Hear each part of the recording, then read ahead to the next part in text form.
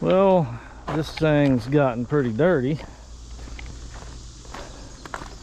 so I'm gonna do a little pressure washing today. Nasty. Let's see if I can get some of that crud off there. And even the cooling fan is starting to clog up and look nasty. Alright, I'll record a little bit here before I get going too much. I can get this thing started.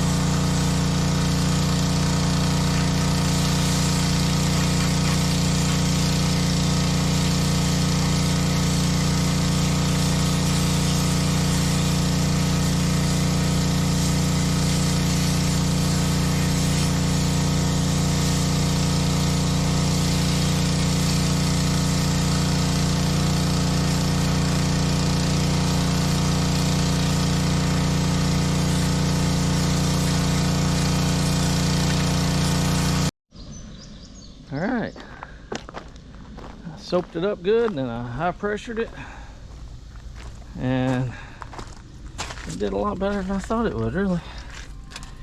You couldn't even read cat on top of the motor. There's a little bit of crud dripping out of the radiator where I had, this must be a very small hydraulic leak up here, because it coated the radiator fan. Anyway, that's don't look too bad after the